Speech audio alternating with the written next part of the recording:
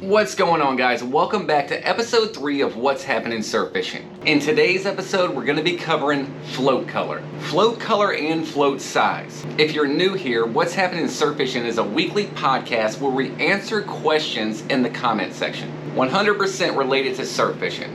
Today's question comes to us from Ricky, and Ricky was asking about float color. When to use certain colors in certain conditions. Great question, Ricky, and this is a very common question. You walk into any tackle shop and you can get overwhelmed with all the choices. You can pretty much find any color in the rainbow and different sizes. So the short answer, Ricky, is honestly, I don't put too much thought into it. I've learned over the years running surf fishing charters and personal trips that really, they're gonna hit what they're gonna hit. About the only condition that I put more thought into is when it's super flat and super clean. When we have that crystal clear water and there's no movement, the bite can get tough. And without any kind of current flow or anything like that, the bottom, the sand is not being stirred up. So everything that these fish are looking at, especially pompano, because they are sight feeders, is gonna be very clear.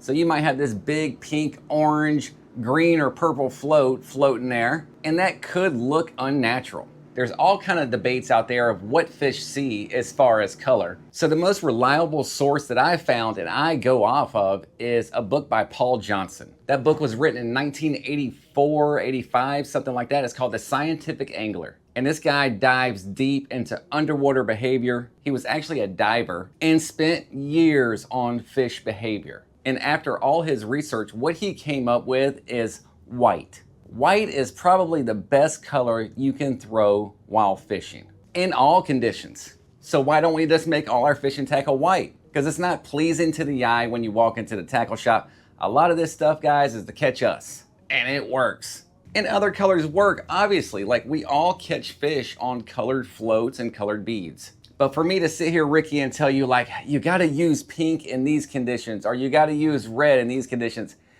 I don't necessarily know if that's true or not. I believe what it's more about is bait placement.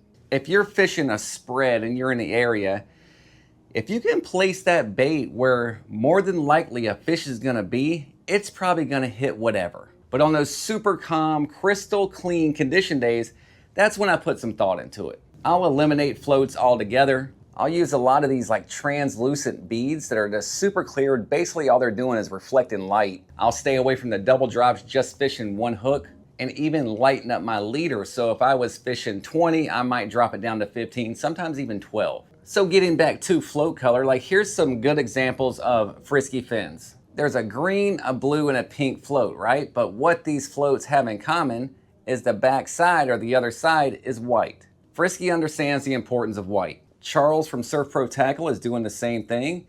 You have the white on one side and then the colors on the other.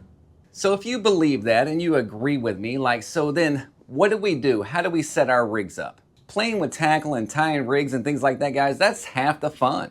I'm in no way saying eliminate all your colors from your tackle box and just fish white. I don't. I fish colors because you will get a more natural looking profile, let's say like in darker conditions. If it's super dirty out there, fish a super dirty float. Like those deep purples or those dark blues. When we have that murky, you know, it's not dirty, it's not clean, which is basically what the panhandle is most of the time. I'm fishing pinks and greens, chartreuse, and then circling back to the clear conditions, white, translucent beads are nothing at all, just straight hooks. Guys, that's about as much thought as I can put into it. Now, when I am tying rigs and I'm putting floats on, I'm putting beads on, what I do is I try to match it.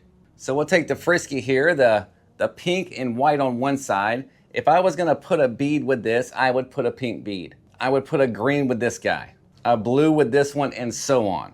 When I'm fishing just white floats, for me, the white float is like the best sand flea profile we can get. So what I'll do with that white float is I'll add a little orange bead to it to make it look like that egg sac. Now, is that pompano seeing white and orange? I don't know. But it's definitely seeing two different shades. Just like on an actual sand flea, it would see two different shades. It would see the color of the actual body and then the color of the eggs. Even if that fish is seeing black and white, it's still gonna show two different shade colors. So that's what I'm trying to do when I'm tying these rigs and I'm creating rigs, is I'm trying to make them look as natural as possible. Don't drive yourself crazy with float color, Ricky. Make it look natural, kind of match conditions with the color of the float. Dark with dark, murky, murky, clean, clean.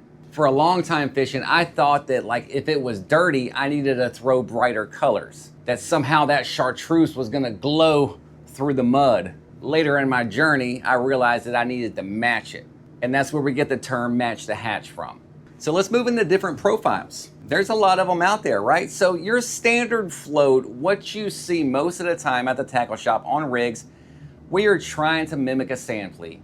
That is a sand flea shape. So when you're raking up sand fleas, they're really easy to get. You can see them, they're washing out into the surf. I'm gonna throw profiles like that because that is the food source for the fish right now.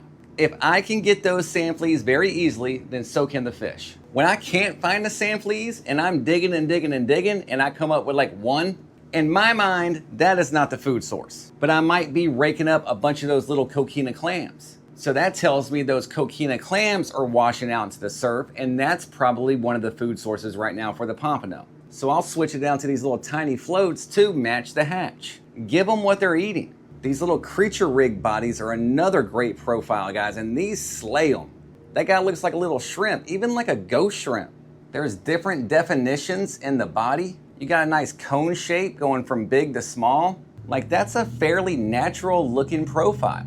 You even got floats like this that look like maybe a bigger clam. So if you live on a beach where you guys are using clam as a bait option, then maybe those bigger clam shaped floats would be what you want to use. And that's what our beads are doing too, right? They're mimicking coquina clams, some kind of little tasty morsel that they're picking up off the bottom. And you even got guys like going all out, right? Look at this guy here. This is a very soft body, so it will crush once the fish bites. The different colors in it. I mean, look at the bottom. That looks like a little sand flea, right? It's even got a little butt crack on it. That is a great profile right there, guys, to target fish with.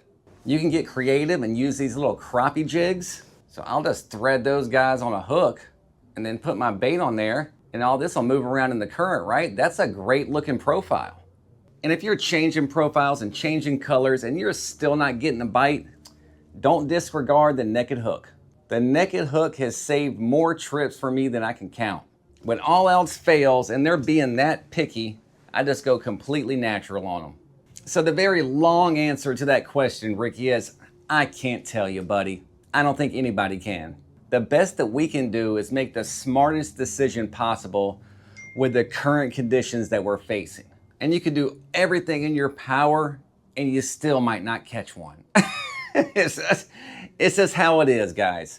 I'm not gonna be the guy here to tell you, you gotta use orange for this and you got it. To me, it doesn't make that big of a deal. It's more about bait placement and using the smartest color or no color for that current condition. I put so little thought into it, guys, that whatever is tied on my rods when I go out next is what's going in the water. That's the first thing I'm doing. And then if I'm not catching anything, then I'll start adjusting. This is the part where we start commenting, guys. You guys leave some comments on questions you would like me to answer about surf fishing. I'll look through and I'll find one that maybe a lot of people have that same question, and then we'll make a video on it.